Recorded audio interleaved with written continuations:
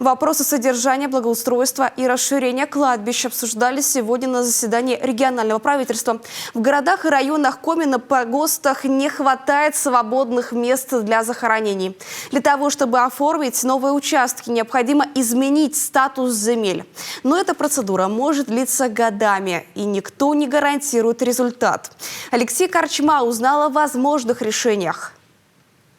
Палевица, Сыктывдинский район. Местное кладбище не расширялось с момента основания села. 1400 семейных захоронений, в основном по хаотичной схеме. Есть резерв свободной земли на 3-5 лет. Затем кладбище закрывать. Открыть новое кладбище силами сельского поселения невозможно, потому что это очень большой финансовый вопрос, чтобы все было в законодательном уровне, да, и выделение земельного участка, и приведение его в соответствии со всеми нормами и правилами. Мы одни никогда, ни одно поселение не справится с этим вопросом. Такая проблема почти в каждом муниципалитете республики. Вопрос вынесен на уровень правительства. Мэр Сыктывкара Владимир Голдин признает, участков мало, из 9 кладбищ 5 закрыто. Захоронения на них возможны только в родственные ограды, при наличии свободного места. Обозначенная проблема по отсутствию территории дополнительной, она известна правительству. Мы обращали внимание. И в январе месяце у нас были отправлены за подписью Владимира Викторовича обращение Федерального агентства по управлению государственным имуществом Министерства науки и образования по передаче 2 земельных участков в районе микрорайона Верхничев.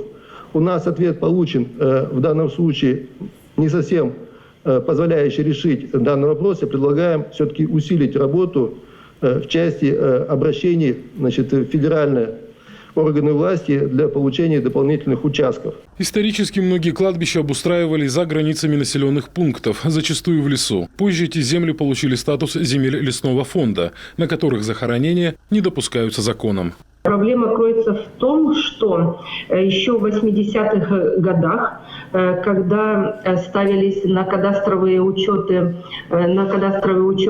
земли государственного лесного фонда, то они использовали прежде всего планшеты, так называемые планшеты, и на этих планшетах наносились не совсем корректно